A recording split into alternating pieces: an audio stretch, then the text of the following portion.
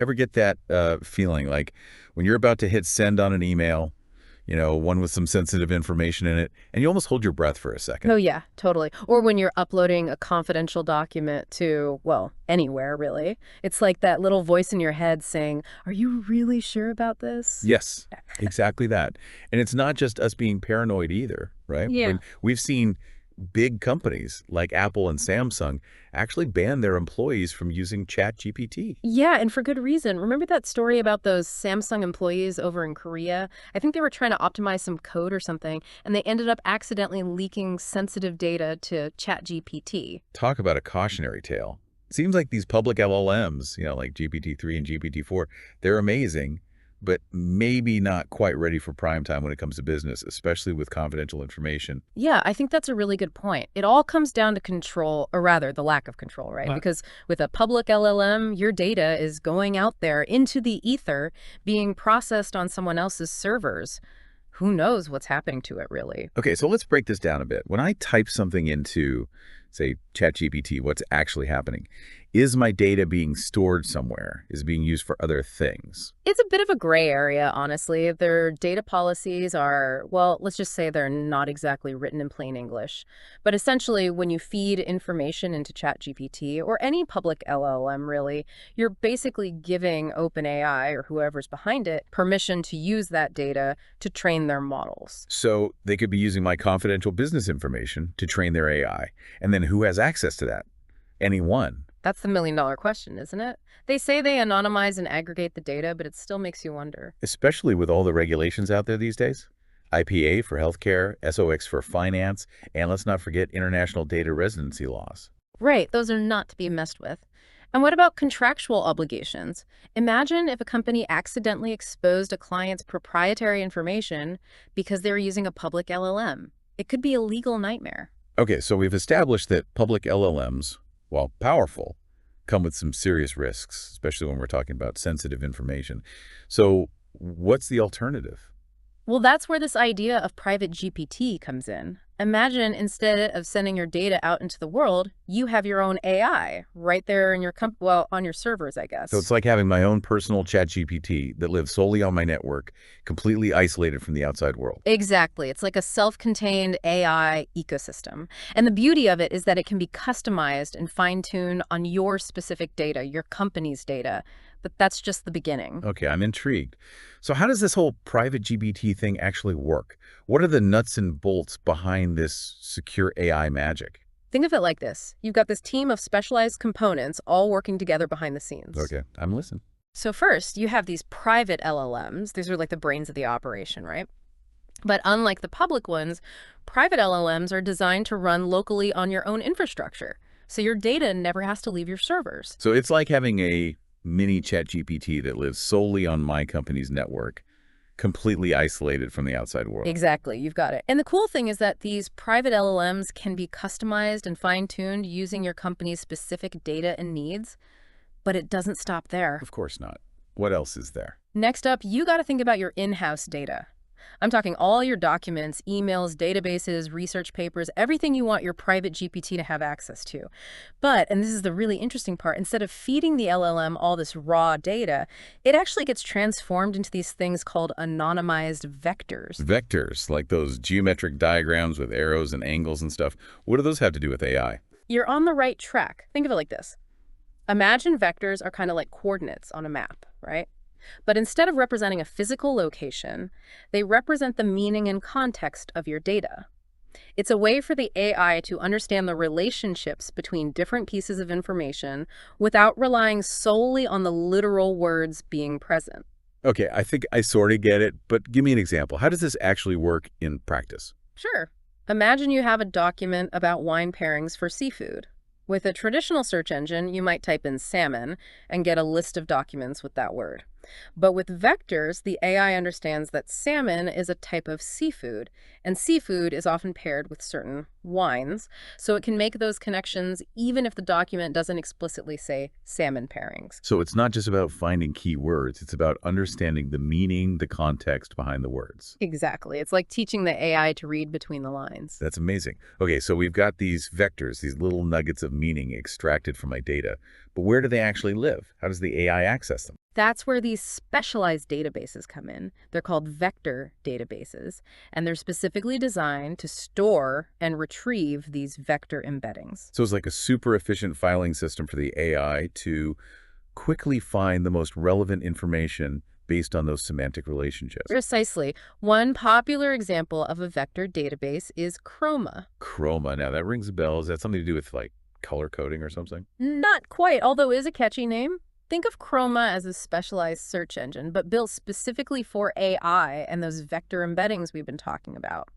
It helps PrivateGPT quickly sift through all those data coordinates to find the gold, the most relevant information. So instead of searching for a needle in a haystack, it's like having a metal detector that goes straight to the treasure chest. Perfect analogy. And that speed is crucial, especially when we're talking about huge amounts of data. Chroma and other vector databases like it, they use some really clever algorithms to make these lightning-fast searches possible. Okay, so we've got the brains, the private LLMs, we've got the filing system, the vector database with all those semantic coordinates. What's the final piece that brings this whole private GPT system together? It's all about connecting the dots, really, and that's where we get into this thing called retrieval augmented generation, or I for short. Our eye, okay, that sounds intriguing. I'm not going to lie, though. I'm picturing like a box of old rags in my basement, not cutting-edge AI. Yeah, not exactly the same thing, though maybe just as versatile. Think of it this way. You're working on some big research project, right? You've got books and papers piled everywhere.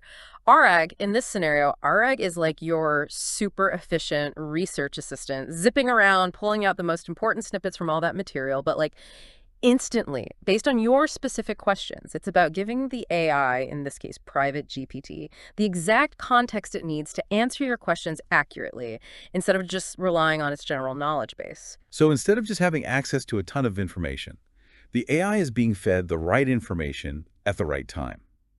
Kind of like giving it a cheat sheet, but a really, really smart cheat sheet that's always changing based on the question. Exactly, you're getting it. It's all about providing that specific context, those relevant pieces of the puzzle, so to speak. So it's like having a conversation with the AI, but instead of just speaking its language, Yeah. we're learning to speak in a way that it understands best so it can give us the best possible answers. I like that. It's a partnership, you and the AI working together. And the vector database, that's where it identifies the most relevant information, remembers those semantic vectors we talked about. Right, like a superpowered Dewey Decimal System. Exactly. So the vector database finds the good stuff, and then RA, it feeds that information back to the private LLM as part of its prompt. Okay, so it's not just about finding any information. It's about giving the AI the most relevant information, the right context, which means the output, the answers we get, are going to be more accurate and useful. You got it. And this is where the whole art of prompt engineering comes into play, right? How we structure our questions, how we feed that contextual information back to the LLM. It all makes a difference. So it's like we're learning to have a more effective dialogue with the AI. We're getting better at asking the right questions in the right way to unlock its full potential. Now you're getting it. It's a collaboration, not just a one-way street. And when it works well, it's really something. It's amazing to think about all these pieces working together. LLMs, vectors, databases, RAG. It's like this whole symphony of technology happening behind the scenes, just so we can get secure, AI-powered insights from our data. Yeah. So for a company thinking about taking the plunge, going private, what are the big advantages? What are the real-world benefits? Well, first off, you've got complete control over your data. I mean, complete. It never leaves your servers, which is a huge deal for security and compliance, especially for those organizations dealing with, the really sensitive stuff. Right, like no more worrying about where your data is ending up, who has access to it. Exactly. And because you have control, you can set up your private GPT environment however you need. IPA regulations. No problem. You can tailor your setup to meet those specific requirements. It's like having a custom-tailored AI solution built just for you. Precisely. And it's not just limited to text data either. You can train your private GPT on images, audio files, even code. So like a biotech company could analyze clinical trial data, a marketing agency could analyze customer feedback on social media, and a software developer could even analyze their own code base for vulnerabilities. Now you're thinking. And the best part is because private GPT can actually understand the context, the relationships in your data, it can sometimes uncover insights that would have been missed with traditional analysis methods. And that's where things get really interesting, right? It's not just about automating tasks, it's about actually augmenting human intelligence, maybe finding those hidden patterns or connections that we wouldn't have seen otherwise. Absolutely. Imagine you're a financial analyst and you can just ask your private GPT, hey, what are the emerging trends in this market sector? Boom, you get instant insights, data-driven, and factoring in all sorts of historical trends and variables, all without having to spend hours and hours poring over spreadsheets. Talk about a productivity boost. I bet customer service departments are lining up for this. Imagine being able to answer a customer's question instantly, no matter how complex, because you've got the entire company's knowledge base at your fingertips. No more putting people on hold or transferring them between departments. Exactly. It's about improving those response times, making everyone happier. Okay, this is all sounding amazing, but let's talk security for a second. We've talked a lot about data privacy and control, but what's actually in place to make sure that private GPT is as secure as it claims to be? It's a good question, and it's obviously something that anyone considering this technology should be thinking about. The good news is, because you're in the driver's seat, you've got way more flexibility and control over your security measures. So it's not like a one-size-fits-all security approach like you might find with other cloud-based solutions. Exactly. You can basically implement the same level of security that you already use for your most sensitive data. And we're talking multi-factor authentication, so you control who has access, encryption, both in transit and at rest, to protect the data itself. You can even go as far as using air-gapped servers that are completely isolated from the internet. Wow, that's like building an actual fortress around your data. Except instead of stone walls and moats, we're talking encryption algorithms and access controls. That's a great way to put it. And the best part is you can customize it all based on your specific needs and risk tolerance. Highly regulated industry, you can go all out with the security measures. It sounds like there's a lot to consider. Are there certain skills or expertise needed to actually set up and manage a private GPT system? It definitely requires a certain level of technical know-how, but the good news is it's becoming more and more accessible. I mean, there are companies now that specialize in helping organizations implement and manage this stuff, so you don't necessarily need a team of AI gurus on staff. That's good to know. Yeah. So it seems like the barrier to entry is slowly coming down as the technology matures, which is great for businesses of all sizes. So let's talk about the future for a minute. What's on the horizon for private GPT? That's where things get really interesting. I mean, we're really just scratching the surface here. As the technology evolves, and it's evolving fast, we can expect to see even more innovative applications, especially in those industries with really strict data regulations, where they've maybe been hesitant to really dive into AI. Like healthcare, finance, government, right? Yeah. All dealing with highly sensitive information, but also all sectors that could benefit hugely from this kind of AI-powered analysis. Any thoughts on what that might look like down the road? Sure.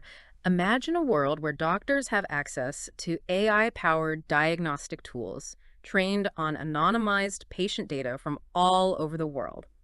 We're talking faster, more accurate diagnoses, maybe even personalized treatment plans. Or picture financial institutions being able to spot fraud in real time because they can analyze transaction patterns with incredible accuracy, all while keeping that customer data safe and secure. It really feels like we're on the verge of something big here, this whole AI revolution, but with a safety net built in. We don't have to sacrifice privacy for all this progress. That's the whole point, right? And it's not even just about these huge applications like in healthcare or finance. Think about how this could empower individuals, on a personal level. Imagine having your own AI that's read everything you've ever written, all your notes, books, everything. So it's like having a supercharged version of your own brain right there at your fingertips. Exactly. And it's constantly learning, evolving right alongside you. Wow, that's powerful. But we've talked a lot about the positives, all the amazing potential here. Are there downsides to private GPT? Risks we should be aware of? Of course, every technology has its challenges. One of the big ones with AI is bias. Because these private LLMs, just like any AI, they're shaped by the data they're trained on. So if that data is biased or incomplete, then you're going to get biased or inaccurate outputs. So it's that old saying, garbage in, garbage out. Pretty much, which is why it's super important to be really careful about the data you use to build a private GPT system. It's got to be representative, diverse. We have to keep those harmful biases out. So data security is important, but so is data quality. We want to make sure the insights we're getting are accurate and fair. 100%. And it's not a one and done kind of thing either. It requires constant monitoring, evaluating, adjusting, making sure it's being used responsibly, ethically. That makes a lot of sense. So as we wrap up our deep dive here, what's the one big takeaway you want our listeners to remember about Private GPT? For me, it's about embracing the power of AI, but on your own terms. You're in control of your data, your destiny. Private GPT, I think, gives us this glimpse into a future where we can really harness all the amazing capabilities of AI without sacrificing our privacy, our autonomy. It's possible to have both. That's a great point to end on. Innovation and responsibility kind of working together is really exciting to think about the possibilities here. Absolutely. Like I said, we're just getting started. Well, a huge thank you to you for walking us through all of this. It's been, honestly, a real eye-opener. Happy to do it. Always love talking about AI, especially when it's done right. And to everyone listening, thank you for joining us for this deep dive into Private GPT. We hope you found it informative and maybe even a little inspiring. Until next time, keep exploring, keep asking those questions, and most importantly, keep learning.